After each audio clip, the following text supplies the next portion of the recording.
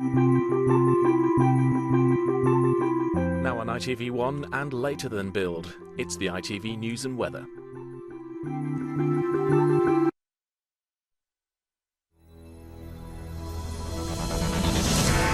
Closer to justice, secret files on the Hillsborough tragedy could soon be released. We will expect, if there has been incidents like we say, then we will expect people to be brought to book for it.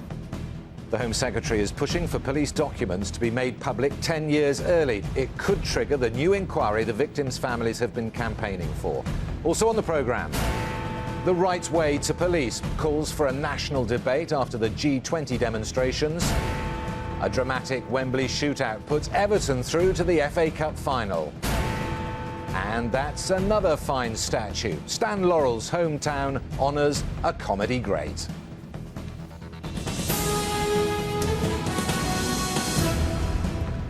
Good evening. Secret police files on the Hillsborough tragedy are a step closer to being made public tonight after the Home Secretary called for their release. Jackie Smith says she wants to publish hundreds of official documents about the events of the 15th of April 1989 that led to the deaths of 96 Liverpool supporters. The families hope the files will prompt a new inquiry into Britain's worst ever sporting disaster. Chris Rogers reports. The 20th anniversary memorial service for the 96 who died at the Hillsborough tragedy. Thousands united not just in grief, but in anger too.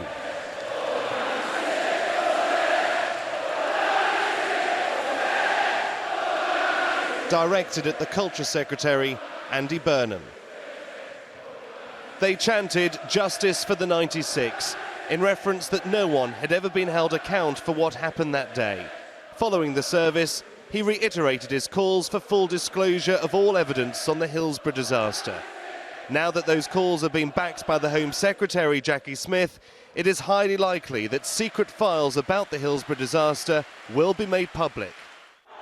Evidence from the police, council and ambulance services are contained in the documents, most of which were supposed to have been withheld for 30 years. Relatives of the 96 victims claim that there's been a cover-up and more could have been done to save some of the victims. We're going to be seeking assurance from Jackie Smith that the files have not been sanitised before they're released to us. And also we are going to try and discuss some means of setting up, we're using the term Truth Commission, where those files can be held and looked at by the families and their representatives before they're put on general release. The key questions they want answered include: were any of the victims still alive after 3:15 p.m, the cut-off time imposed by the Hillsborough inquest coroner?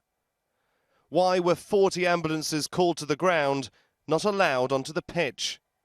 And what were police briefing the media about the tragedy? I'd like an inquest on my son, because I feel I've never had an inquest on my son because they've not gone beyond the 3:15. I'm hoping now we see all these files, maybe we'll take it from there and see what goes on. The release of the documents is likely to intensify calls for a fresh inquiry. For the families, that could mean closure after 2 decades of hurt. Chris Rogers, ITV News. 5 people have died in a head-on collision caused by a car travelling in the wrong direction on a motorway. Police say a Polish man turned around as he drove along the M1 near Luton. He collided at speed with another car carrying 4 members of the same family from East London. None of them survived. The man in charge of investigating allegations of police brutality at the G20 protests is calling for a national debate on how officers maintain public order. The head of the Independent Police Complaints Commission said police were the servants, not the masters of the public. His comments came as new video emerged, apparently showing police violence at the protests. Neil Connery's report contains flash photography. The latest video to raise questions over police tactics at the G20 protests. This footage, filmed by protesters, shows a riot squad officer using a round shield to punch a demonstrator. 24-year-old Alex Sinane is seen appearing to offer no physical threat to the police officers surrounding him. Later in the video, another police officer is shown punching one demonstrator as a line of protesters is pushed back. With 3 separate inquiries now underway, the head of the Independent Police Complaints Commission is now calling for a national debate on policing demonstrations. Nick Hardwick says he has serious concerns about frontline supervision of officers and says the police need to remember that they were servants, not masters of the people.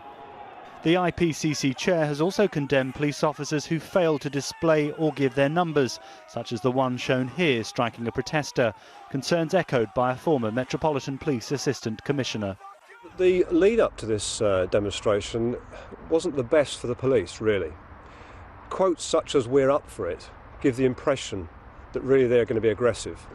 You couple that with police officers not showing their own insignia, identifying who they are, and then we are seeing 3 what appears to be indiscriminate assaults. Take a step back from that. That looks like the police being more aggressive than the crowd. Not since the miners' strike more than 25 years ago have public order policing tactics come under such intense scrutiny. The comments from the head of the police complaints watchdog only add to the sense that the G20 protests could end up being a watershed moment. Neil Connery, ITV News at Scotland Yard. The school secretary, Ed Balls, has denied claims in today's newspaper that he's been running a smear campaign from Downing Street against his own colleagues. Mr Balls said the stories were completely fabricated. It comes after Labour's General Secretary was linked to other plans to publish false rumours about senior Tories. Over to Alex Forrest in Westminster now. And Alex, we've been reporting allegations of Labour figures intending to smear top Tories. Now, incredibly, we're discussing them doing it to themselves. Yes, there have been Westminster whispers about this kind of thing for a while, but now it's been claimed that the Children's Secretary, Ed Balls, was using Damien McBride, who was the disgraced former spin doctor of Gordon Brown, to head up his own smear campaign against ministerial rivals. A Sunday newspaper says that a Downing Street source claims that Mr Balls is trying to pave the way for a leadership bid should Labour lose the next election. Now, a number of Labour backbenchers have said to me they're not surprised at these allegations. One MP saying that he has been using bully boy tactics in the past. But I have to stress that Mr Balls has completely denied these allegations. A number of cabinet colleagues have come out in support of him, including Tessa Jowl. Ed Balls has categorically denied that as being untrue. And so, just because something appears in the newspapers doesn't necessarily make it true. No, but we do know that he was very, very close to Damien McBride and had been for many years. Well, I don't know whether he was close to Damien McBride or not. They certainly worked in the same building when they were in the Treasury. But as far as today's allegations are concerned, Ed Balls could not give a more categoric denial of their truth. And Alex, there's a denial from another senior Labour figure, this time though linked to the smear campaign against the Tories. Yes, that's right. Ray Collins, who's Labour's General Secretary, has had to deny any involvement in the website where these Tory smear stories were due to appear. He's even said that he's spoken to the Prime Minister, and both of them have said that there is no room for personal smears in politics. But obviously none of this good for Labour, and they are doing particularly badly in the polls at the moment. Alex, thank you. Alex Forrest there at Westminster. Nelson Mandela has made an unexpected appearance at an election rally for South Africa's governing ANC party. Huge cheers broke out as he was brought into the stadium in Johannesburg.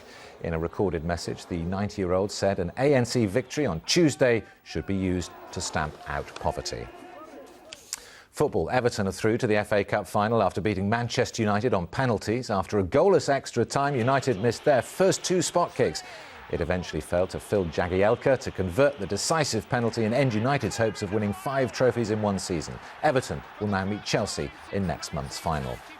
In the Premier League, Alan Shearer's Newcastle United have slipped nearer relegation with a 1-0 defeat at Tottenham this afternoon. Darren Bent scored the game's only goal for Spurs. Newcastle are 4 points short of safety.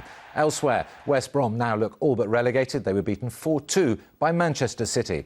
In Scotland, Rangers have closed the gap on Celtic at the top of the SPL with a 3-2 win at Hibs. Maurice Edu scored the last of their 3 goals. Germany's Sebastian Vettel has won the Chinese Grand Prix in a rain-disrupted race. Vettel led from the first lap. His Red Bull teammate Mark Webber came second. Britain's Jenson Button finished third and still leads the overall Drivers' Championship. And finally, the market town of Ulverston in Cumbria is celebrating its connection to a cinematic legend today. Film buffs will know that Stan Laurel, half of the classic comedy duo Laurel and Hardy, was born there. And fans from around the world have been working for 17 years to honour the town's favourite son. Tom Barton reports. Arguably the greatest comedy double act of all time, Stan Laurel and Ollie Hardy were pioneers of physical comedy on the big screen. And today, the pair who achieved worldwide success were immortalised in Stan Laurel's birthplace, the small town of Ulverston, Cumbria.